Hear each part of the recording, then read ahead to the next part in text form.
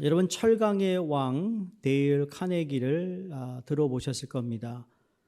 카네기에게 기업 성공의 비결이 무엇인가를 누가 물었다고 합니다. 근데 이 질문에 카네기가 매우 뜻밖의 답을 했는데 그는 목회를 하는 목회자도 아니었음에도 불구하고 기업 성공의 비결은 용서하는 마음이었다라고 말했다고 합니다. 그 자초지경이 이렇습니다. 카네기가 20대 초반 때 회사의 공금을 받아 가방에 넣어서 옮기는 일을 했던 것 같아요. 오늘날로 얘기하면 메신저의 역할이었다고 하는 것 같아요. 하루는 엄청난 거금을 가방 안에 넣고는 기차에 올랐습니다.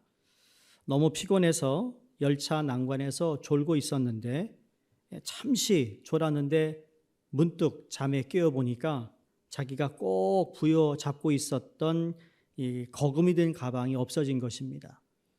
졸다가 그만 열차 밖으로 이 가방이 튕겨져 나간 것이죠. 사색이 되어 카네기가 기관실로 가서 그 기관실에게 말합니다. 여차저차해서 가방이 날아갔으니 제발 부탁드립니다. 기차를 좀 후진해서 그 가방을 찾을 수 있도록 협조를 구했다는 것이죠.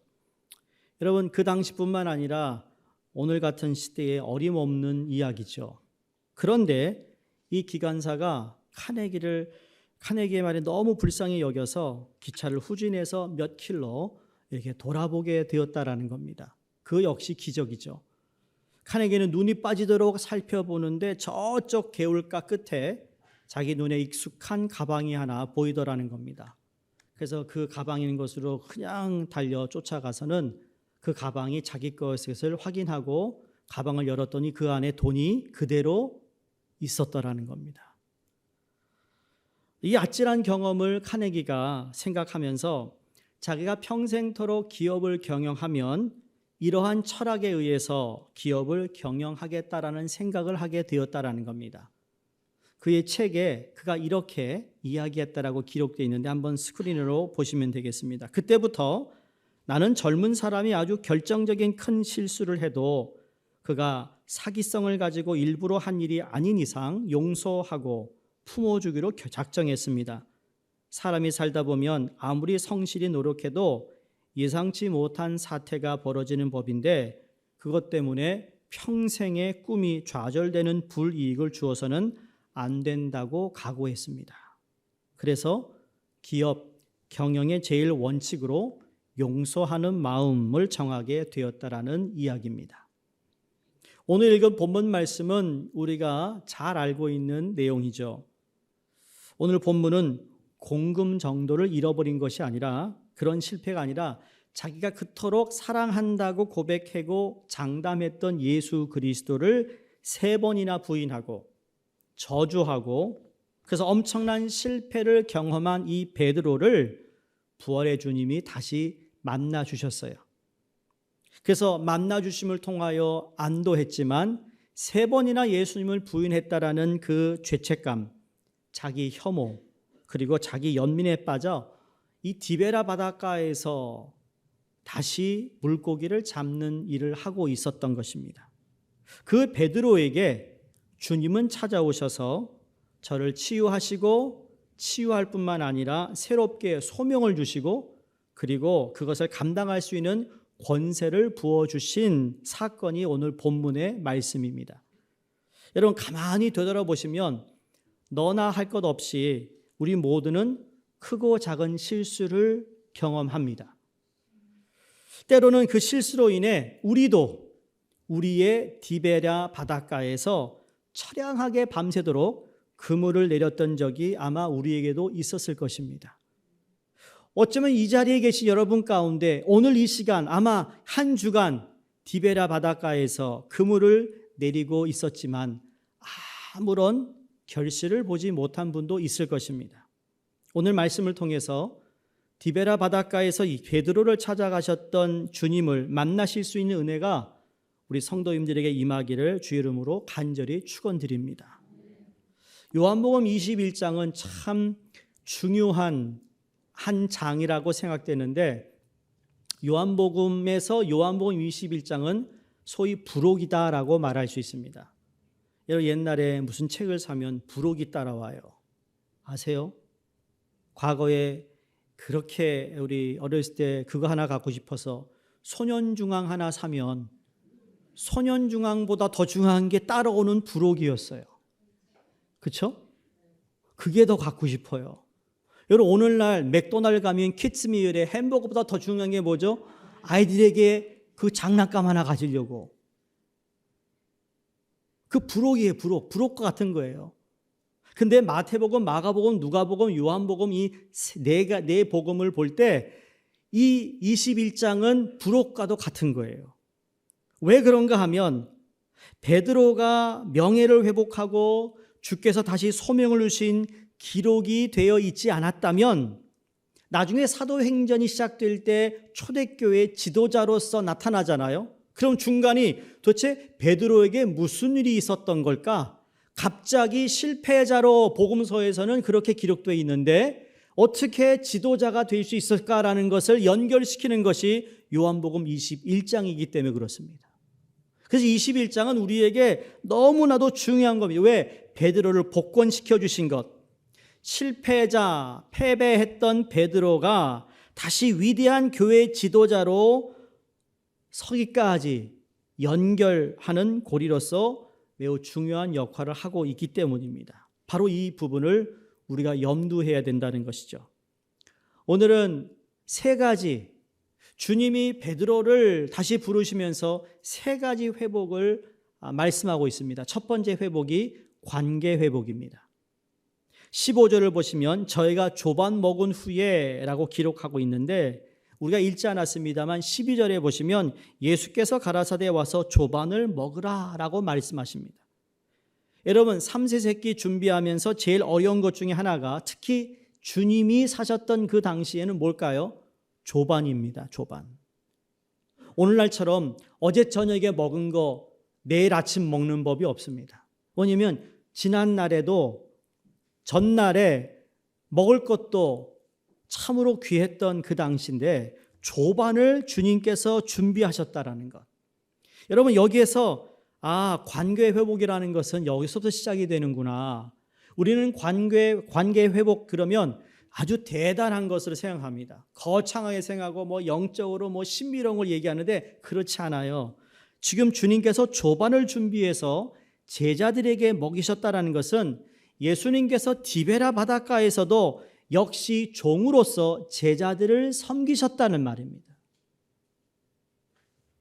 밤새도록 고기를 잡은 제자들이 얼마나 허기졌겠어요? 요즘 같지 않아요. 가다가 배고프면 세븐일레븐 들려가지고 뭐 마시고 사 먹을 그러한 것이 없었던 그때에 제자들의 가장 필요한 것이 무엇인지를 민감하게 알고 계셨던 주님. 관계 회복은 여기서부터 시작이라는 거예요. 여러분과 저의 필요에 민감하신 우리 주님을 한번 묵상해 보시기 바랍니다. 물고기와 떡을 준비하여 조반을 준비하신 그 모습은 우리 역시 조반을 준비하는 마음으로 가족들, 성도들, 이웃들을 섬겨야 한다는 가르침을 우리로 하여금 배우기를 원하시는 하나님의 주님의 아마 섬김이 된다는 것을 기억해야 된다는 것이죠. 조반은 준비하기 가장 힘든 식사 중에 하나였어요. 점심은 그 당시 어디 가서 허드한 일을 하면 먹을 거 줘요. 하루 종일 일하면 집에 가서 먹으라고 먹을 건 줘요. 그래서 먹고 살아. 그러나 아침은 다 굶는다는 거예요. 그래 옛날에 우리 어른들 만나면 그랬죠. 진지 드셨어요. 이게 인사였어요. 난 조선시대 사람도 아닌데 이렇게 잘할까. 옛날에 저희 아버지하고 같이 이렇게 동네에 가면 저희 아버님이 어른한테 진지 드셨어요. 물으셨던 적이 기억나요. 그러니까 아침이 어려운 거 조반이. 근데 주님이 준비하셨다고요. 그 섬김을 우리로 하여금 배우라는 거죠. 우리 관계가 깨진 이유는 그런 섬김이 없기 때문이 아닐까요? 그냥 편하게 사람들을 대하다 보니까 구차하고 귀찮은 것은 내가 하지 않으려고 하는 것, 또 하나 이 관계 회복 중에 가장 중요한 것을 하나 우리가 고른다면 여러분 배려가 아닌가 생각됩니다. 이 조반에 관해서 바로 섬김도 있지만 예수님의 배려였습니다. 자, 식사를 마칠 때까지 주님이 아무 소리도 안 하십니다. 우리 같으면 밥을 주면서 말하기 시작합니다. 너 왜 그랬어? 하부터 시작해서. 근데 주님은 그래서 오늘 보면 조반이 끝난 후에 식사 후에 예수님이 묻습니다. 그것도 너 왜 그랬어가 아니라 요한의 아들 시몬아라고 부르세요. 요한의 아들 시몬아. 찬양 있잖아요. 요한의 아들 시몬아 3번씩이나 부르십니다. 여기서 궁금한 건 왜 베드로라고 부르지 않고 요한의 아들 시몬이라고 불렀을까? 여긴 예수님께서 특별한 의도가 있으셨던 것이 분명합니다. 베드로는 원어로 페트라스라는 단어인데 반석이라는 단어입니다. 그래서 피러는 반석이라는 뜻이에요. 예수님께서 베드로를 부르실 때 반석아 이렇게 부르시지 않았습니다. 왜? 너무 거북하잖아요. 지금 실패해서 디베라 바닷가에서 다시 물고기를 잡고 있는데 베드로야 부르면 베드로가 얼마나 미안하겠어요. 반석아. 그럼 얼마나 자기가 더 마음이 힘들 것을 아셔서 왜 반석같이 행동 못했거든요. 반석까지 살지 못한 베드로에게 베드로라고 부르는 것이 부담스러울 수 있다는 것을 염두하신 예수님의 배려. 이걸 우리가 생각해 볼 필요가 있다는 겁니다. 여러분, 요한의 아들 시몬은 원래 요한의 아들 시몬이요. 예수님이 3년 전 제자들을 부르실 때 베드로를 처음 봤을 때 요한의 아들 시몬이라고 성경은 우리에게 소개합니다. 그런데 예수님이 요한의 아들 시몬을 게바라 부르라 그랬어요. 베드로라라고 이름을 바꿔주셨어요. 그러니까 주님이 주신 새 이름이죠. 옛 이름이 요한의 아들 시몬이었어요. 지난 3년간 모든 사람들이 다 베드로를 베드로라 불렀지 요한의 아들 시몬이라고 부르지 않았다라는 겁니다. 그런데 예수님께서 그 옛 이름을 다시 부르시면서 베드로를 데리고 자책과 자기 혐오와 연민에 빠져있던 베드로를 마치 타임머신을 타고 3년 전에 그 장소 그 시간으로 돌아간 것처럼 그에게 요한의 아들 시몬아라고 불렀을 때 처음 만났던 갈릴리에서 예수님과의 만남을 상기시키며 그때로 돌아가 지난 모든 시간을 다시 회상할 수 있는 기회를 주신 것이라고 생각됩니다. 여러분, 이게 배려입니다. 여러분, 관계 회복을 원하세요? 기도도 하시지만 아주 작은 거예요. 필요에 민감함을 알고 그 사람을 섬기고 배려해 주는 거예요.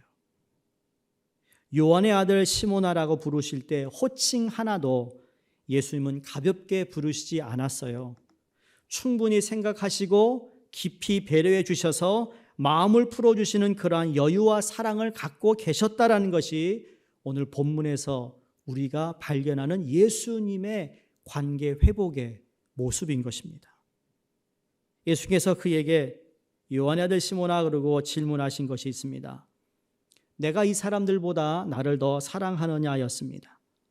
성경 원어를 보면 이 사람들보다라는 이 원어를 보면 이게 사람을 가리키는 것이 아니라 어떤 사물을 가리키는 원어 투토스라는 단어입니다. 그래서 이걸 이것들이라고 번역할 수 있죠. 영어 성경에 보면 Do you love me more than these?라고 써 있어요. 지금 베드로하고 예수님과 독대를 하고 있는 게 아니고요. 그 물고기를 잡지 못했고 예수님이 다시 그물을 오른쪽에 내리라 해서 그래서 물고기를 153마리를 잡고 난 후에 예수님이 조반을 준비하시고 베드로 외에 6명 제자들과 함께 식사를 하고 있는 가운데 예수님이 이 질문을 베드로에게만 한 것이 아니라 거기 앉아있는 제자들에게 다 들으라고 하신 말씀이었어요. 그러니까 이것들보다 Do you love me more than these? 라는 이 질문이 옳은 번역일 수도 있습니다. 그런데 많은 성경학자들이 이 부분에 대해서 세 가지 견해를 가지고 있어요. 하나는 우리가 그냥 알고 있듯이 베드로야, 다른 제자들이 나를 사랑하는 것보다 내가 나를 더 사랑하니? 라는 것 첫 번째 해석이고요. 두 번째 해석은 베드로야, 내가 나를 다른 제자들보다 사랑하니? 라는 거였어요. 마지막은 아까 말씀드린 지금 방금 잡은 150마리의 고기들보다 나를 더 사랑하니? 라는 질문이었다라는 거죠. 저는 첫 번째나 두 번째나 비슷한 내용인 것 같아요. 베드로야, 내가 다른 제자들보다 나를 더 사랑하니? 또 두 번째인 세 번째가 되는 여기 150마리 어떤 내 소유, 내 눈에 보이는 물질, 돈, 그 모든 것보다 이것들보다 나를 더 사랑하니라는 질문이라는 거죠. 어쩌면 예수님께서 이 두 가지 모두를 베드로에게, 제자들에게 묻고 있을 수도 있다라는 겁니다. 여기 있는 다른 6명의 제자들보다 내가 나를 더 사랑하니? 방금 잡은 저 물고기를 통해 네가 얼마나 편안하게 살 수 있겠어? 그러나 그 물질들보다, 물고기보다 나를 더 사랑하느냐? 여러분, 이건 매우 많은 것들을 생각하게 하고 고민하게 하는 질문이었다는 것을 알게 됩니다. 오늘 이 말씀을 통해 저희가 깨달아야 할 것은 성경에 대한 어떠한 대단한 지식을 얻는 것이 아니라 우리 주님께서는 내가 나를 사랑하느냐라는 것을 묻고 있는데, 다시 말해 이 질문에 우리는 어떻게 대답할 것인가라는 질문이고 우리가 답해야 된다는 거예요. 여러분, 한번 깊이 생각해 보세요. 예수님이 여러분에게 다른 앉아있는 성도들보다 너는 나를 더 사랑하니? 라고 묻고 있습니다. 두 번째로는 내 앞에 있는 물질, 내 앞에 있는 모든 소유물보다 나를 더 사랑하니? 라고 묻고 있다라는 거예요. 여러분, 어떻게 답하시겠어요? 내가 나를 사랑하느냐? 3번씩이나 물었어요. 제가 몇 년 전에 이 본문을 가지고 설교한 적이 있는데, 그때는 제가 어떤 사랑이었는가를 여러분에게 말씀을 전했는데, 오늘은 이 사랑이 어떤 사랑이다, 어떤 타입의 사랑이라는 것을 여러분에게 말씀드리기보다는 그냥 우리가 알고 있는 사랑, 하나님의 사랑, 사람들과의 사랑, 괜찮아요? 여러분, 근데 여러분이 연애할 때다든지 아니면 지금도 그렇고 배우자 가운데 식사를 하는데 당신 나 사랑해? 그럼 여러분 처음 질문이니까 에이, 사랑하지. 또 한참 먹는데 두 번째, 당신 나 사랑해? 그럼 여러분 어떨까요? 왜 그래? 근데 또 세 번째 물어요. 당신 나 사랑해? 그러면 대답 안 할 거예요. 아니, 왜 예수님이 3번씩이나 물었을까? 귀찮게 시키지. 오늘 가서 저녁 드셔서 한번 해보세요. 싸워요? 근데 저는 네가 나를 사랑하느냐 이 3번씩이나 물었다라는 건 이것 또한 주님께서 우리에게 의도하신 바가 있다고 생각합니다. 여러분, 우리가 주를 섬긴다, 사역을 하는 데 있어서 여러 가지 필요한 요소들이 분명히 있어요. 사역을 하는데 근데 가장 중요한 요소를 한 가지만 이야기한다면 그건 주님을 사랑하는 것이라는 거예요. 저는 여러분이 오늘도 주님께 나와 예배드리는 것이 주님을 사랑하기 때문에 예배드리고 있다고 믿습니다. 여러분이 교회를 위해 섬기는 모든 것은 다 주님을 사랑하기 때문이라는 거죠. 여러분, 그 사랑하는 마음이 있으면 사역이 가능합니다. 감당할 수 있습니다.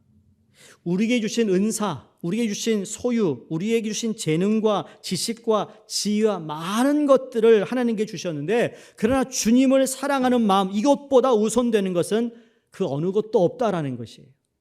주님 사랑하는 마음 없이 사역하는 건 아무런 의미가 없다라는 말씀입니다. 여러분이 자신을 보실 때 다른 기준으로 보실 것이 아니라 내가 정말 주님을 사랑하는가, 그 마음이 있다면 기쁜 마음으로 교회를 섬기시고 주님을 위해 헌신하게 되시기를 바랍니다. 그 마음만 있으면 되는 겁니다. 그 마음만 있으면 하나님이 영광 받으시고 덕이 되고 다른 성도들을 세우는 헌신자가 되리라 믿습니다. 두 번째 회복은 사랑 회복입니다. 이미 내가 나를 사랑하느냐라는 질문을 통하여 베드로가 무엇라고 대답하는가 하면 내가 주를 사랑하는 줄 주께서 아시나이다. 그렇게 대답을 했고 세 번째 물으셨을 때 17절을 보시면 베드로가 근심하여 가로되 내가 주를 사랑하는 줄 주께서 아시나이다라고 고백합니다. 처음에는 그랬지만 근심했다. 전 이게 베드로의 솔직한 마음이었다고 생각해요. 첫 번째 물었을 때는 그냥 사랑하지. 주님 사랑해요. 두 번째도 사랑한다 할 수 있어요. 세 번째 물었을 때는 왜 이 질문을 또 하실까? 그러면서 자기 자신을 돌아봤을 거라는 거죠. 여러분 그거 아세요? 내게 어떤 소명이 주어질 때 이전의 죄와 이전의 내 옛 모습과 이제는 단절해야 된다는 걸 아세요? 오늘 내가 주님을 사랑한다 고백하고 주님이 나를 새롭게 주의 일을 감당하게 하실 때는 이전의 모든 죄를 다 청산해야 된다는 이야기입니다. 지금 근심한 건 마음이 불안해서 근심한 것이 아니라 내 앞에 있는 153마리를 내려놓을 것인가? 그래서 이걸 통하여 이것보다 내가 주님을 더 사랑합니다라고 고백을 해야 될 것인가? 여러분 근심했다라는 것, 전 이게 나쁜 것이 아니라고 생각합니다. 우리는 근심하는 과정이 필요합니다. 내가 지은 죄를 낱낱이 주님 앞에 통회하고 주님께 의뢰하고 맡기는 과정이 필수적인 것이라는 것을 깨닫게 됩니다. 이전에 베드로는 이렇게 말하던 사람이 아니었나요? 예전에 베드로는 허장성세를 부리면서 자기가 얼마나 주님을 사랑하는지 행동이 앞섰고 말이 앞섰던 사람이었어요. 근데 오늘 본문에 보니까 베드로는 이전의 베드로와의 전혀 다른 모습을 보여주고 있다는 거예요. 여러분 사람이 언제 변화받을까요? 여러분 언제 사람이 변화되는 것 같습니까? 혹독한 실패를 경험했을 때 사람은 변하더라는 겁니다. 다시 말해 그 혹독한 실패를 통해 자기의 한계를 경험할 때 변하더라는 거죠. 여러분 내 한계를 알아야 하는 것, 이건 중요한 것입니다. 여러분의 한계가 어디까지인 줄 아시나요? 그건 어려운 일을 당하고 실패를 하기 전까지는 모르는 겁니다. 베드로처럼 장담하고 베드로처럼 난 그렇지 않을 거라고 얼마나 확고하게 확신이 있었습니까? 그러나 그것이 무너졌을 때 자기의 한계를 베드로는 경험한 것이죠. 그래서 저는 성경적인 인간은 어떤 모습일까? 자신의 한계를 아는 사람이 성경적 인간이라고 생각됩니다. 내 한계를 아는 거예요. 여러분 에덴 동산에서 하나님이 선악과를 만드신 것은 인간이 한계가 있는 존재라는 것을 알게 하시기 위해서, 다 모든 걸 먹지만 그러나 너의 목숨은, 네가 살고 죽는 건 하나님께 속한 것이라는 것에 대한 그 존재의 한계를 알려주시기 위함이었잖아요. 자기 한계를 여러분 깨달을 수 있기를 주의 이름으로 부탁드립니다. 베드로는 자신의 사랑이 얼마나 허구적인가를 깨달았어요. 실패를 통해서 사랑의 실체를 보았습니다. 자신의 사랑은 정말 자신이 있었는데 실패를 통해서 보니까 그가 얼마나 자기중심적인 사랑을 하였는가가 그는 깨달았던 것이죠. 내 의지와 내 힘만으로는 주님을 사랑할 수 없다라는 걸 깨달았어요. 주님을 따라갈 수도 없다는 것을 베드로가 배웠다라는 사실입니다. 이것을 배우는 것이 성숙함의 과정입니다. 그렇다면 여러분 성숙한 사랑은 어떤 것일 것 같습니까? 여러분이 정말 무르익은 사랑을 하고 있다면 그 사랑은 어떤 것일까요? 우리가 가지고 있는 사랑의 어떤 이상형이 있잖아요. 사랑은 이런 거야. 부부관계, 자녀, 또 성도들과의 사랑. 여러분, 우리가 사랑을 이야기할 때, 사랑을 고백할 때 우리 정말 마음을 다해 고백을 합니다. 절대로 허세를 부리며 거짓으로 사랑 고백하는 사람 없습니다. 정말 내가 좋아하는 사람에게 좋아하는 것을 먹으면 또 자녀에게 또 그 누군가에게 정말 마음을 다해 사랑을 고백하죠. 그런데 몇 달이 지났어요. 1, 2년이 지났어요. 내가 고백했던 그 모든 사랑의 고백들이 여러분 부끄러울 만큼 사랑하지 못하는 나 자신을 발견하지 않습니까?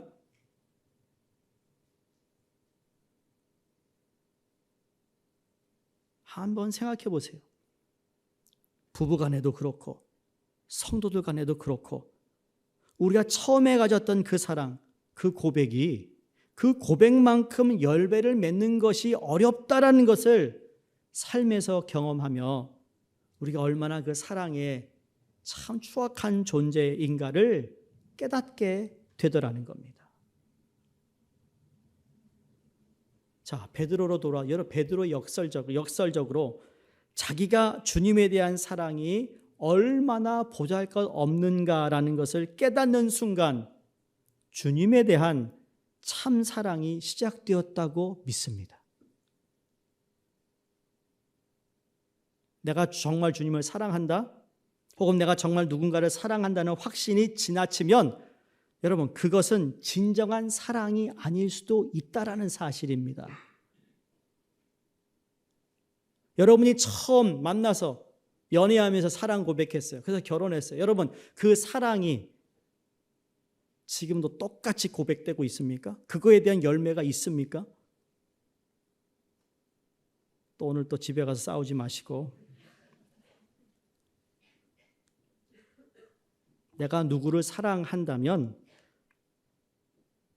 내가 사랑하면서 내가 충분히 사랑하고 있다라고 생각하는 것은 사랑의 속성이 맞지 않다라는 이야기를 하고 있는 거예요. 베드로는 주님을 사랑한다고 장담했고 그렇게 떠들썩거렸던 베드로가 3번 부인하고 저주했어요. 도망가 버렸어요. 주님이 그 사랑을 다시 묻고 계시는데 그제서야 3번째 질문에 근심하고 생각하는 가운데 아, 주님을 사랑하는 것이 이런 거구나라는 것을 깨달았다라는 건데 그거 아세요? 내가 누군가를 진실된 마음으로 사랑한다면 내 사랑은 언제나 부족하다는 것을 느낄 수밖에 없다라는 겁니다.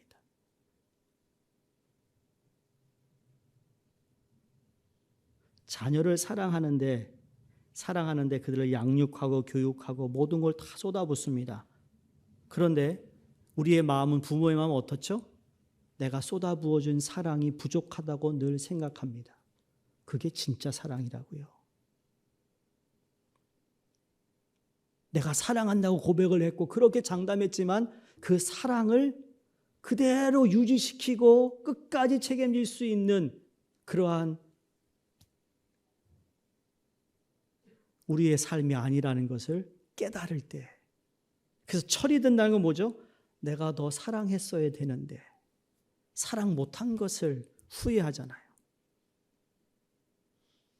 살아가면서 내가 더 잘해줬어야 되는데 그걸 못해준 거에 대한 것을 알 때 나는 지금 사랑을 배워가고 있고 지금도 사랑을 한다고 말할 수 있다는 거죠. 그런데 자신 있게 나는 사랑해. 여러분 그것이 사랑인 것 같죠? 인간의 한계는 그 사랑을 다 충족시킬 수 없다라는 거예요. 부부관계 그런 거 아니겠어요? 그럼에도 우리는 살아야 하는 이유가 뭘까요? 지금부터라도 내가 더 사랑하지 못함을 느끼며 내 사랑이 부족함을 깨달아 더 사랑하려고 하는 여러분이 되어야 된다는 사실입니다. 세상에서 가장 어려운 것이 그래서 사랑하는 일이에요. 여러분과 우리가 얼마나 부족한 존재인가 그리고 사랑이 얼마나 어려운 것인가 하는 것을 깨달아 성령님의 임재를 간구하고 또 주 안에서 사랑하시는 열매를 많이 맺으시기를 주의 이름으로 축원드립니다. 마지막 세 번째는 소명의 회복입니다. 오늘 본문에서 보면 이 사랑을 통하여 회복하시고 난 후에 주님이 그에게 부탁하신 말씀이 내 양을 먹이라 였습니다. 그 말은 사역을 위한 주님의 부르심이었어요. 근데 사역을 하는데 주님께서 자세가 무엇인가를 우리에게 알려주고 있는 모습이 오늘 본문에서 발견됩니다. 우선 주님은 모든 것을 아신다라는 것을 우리는 믿고 있습니다. 모든 것을 뭐 한다고요? 아세요. 다 아세요. 가정에서 가족들을 섬기는 일들로 시작해서 교회에서 사역하시는 일들도 그렇고 사람이 나를 못 알아줄 때도 그렇고 여러분 사람들이 내가 주를 섬기고 사역하는 나를 잘 안 알아준다 할 때 주님은 아시지요 라는 자세가 필요하다는 거예요. 한번 해볼까요? 주님은 아시지요. 주님은 아시지요. 주님만 아시면 저는 괜찮습니다. 이 마음을 가질 수 있기를 축원드립니다. 왜? 사람이기 때문에 섭섭한 마음이 자꾸 들어요. 그게 인간의 한계예요. 여기 있는 분들 다 물어보세요. 나 잘 안 불러주면 섭섭해해요. 그게 우리 인간의 뭐라고요? 한계. 좀 인정하자고요. 아, 내가 섭섭해하는구나. 그럴 때 주님은 아시지요 하는 거예요. 우리가 그 마음을 지켜야 돼요. 섭섭함, 마음 없고 비교하는 마음 없고 그러기 위해서는 주님은 아시지요. 그러면 감사할 수밖에 없습니다. 베드로가 오늘 그 말한 겁니다. 주님 아시지요. 근심하고 생각하다가 마지막 주님 아시지요. 이게 얼마나 대단한 고백인지 몰라요. 내 사랑한다니까요. 이러지 않았어요. 옛날 같았으면 그렇게 대답했겠죠. 날 무시합니까 예수님? 그건 이미 아직 아이고 더 좀 팽팽 돌려야겠구나. 예수님이 그럴 겁니다. 너 다시 디베레 바닷가 가 하셨을 거. 근데 그 자리에서 합격이 된 거죠. 주님은 아시지요. 우리 다음 주에 새로 임직되는 분들 있잖아요. 여러분은 어떤 사람보다 더 많이 섬김하셔야 되고 헌신할 분들이에요. 근데 그걸 못 알아준다고 섭섭하면 안 돼요. 주님은 아시지요. 해야 돼요. 그게 사역하는 자의 자세라는 거예요. 예전 같았으면 내가 주님을 사랑합니다 라고 엄청나게 나섰을 사람이 주께서 내가 주를 사랑하신 줄 아십니다 라고 고백합니다.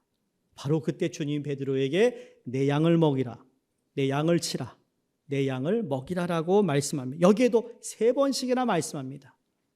내 양을 먹이라, 내 양을 치라, 내 양을 먹이라 3번 이렇게 반복하시면서 이 양이 도대체 누굴까? 학자들의 이야기를 보면 첫 번째 양은 어린 양을 의미하고 두 번째 양은 청년 양을 의미하고 세 번째 양은 나이든 양을 의미한다. 그래서 모든 양육해야 된다는 것을 의미하고 있다라고 해석을 합니다. 저도 거기에 공감을 합니다. 이건 그래서 목회자만 주는 것이 아니라 선교사나 무슨 신학을 공부하는 사람이 주는 것이 아니라 모든 예수 그리스도로 말미암아 구원받아 회복되어 하나님의 부르심을 받은 모든 사람들이 기억해야 할 양이라는 거예요. 우리 모두는 우리 곁에 있는 모든 성도들을 잘 양육하고 그들을 위해 내가 섬기고 사역해야 된다는 사실입니다. 그런데 예수님을 사랑한다는 것은 단순히 감정적인 것이 아니라는 거예요. 다시 말해 예수님을 사랑한다는 것은 그 사랑이 어떻게 증명되어야 하느냐라는 것을 주님이 베드로에게 묻고 있었던 것입니다. 네가 나를 사랑한다고 고백했지 주님 아시지요? 했다면 그러면 그것이 어떻게 증명되느냐, 어떻게 증명할 수 있느냐 하는 것은 예수님의 양을 먹이고 치는 것으로 입증이 된다는 사실이에요. 여러분, 바로 그런 거예요. 섭섭함은 왜 없어요? 근데 주님은 아시기에 오늘도 내게 주어진 일들을 감당합니다. 그럼에도 불구하고 주님을 사랑하기 때문에 내가 오늘 그 자리에 가는 거예요. 그 성도를 위해. 예수님을 사랑한다는 것은 곧 예수님의 백성을 책임진다는 의미를 가지고 있는 것입니다.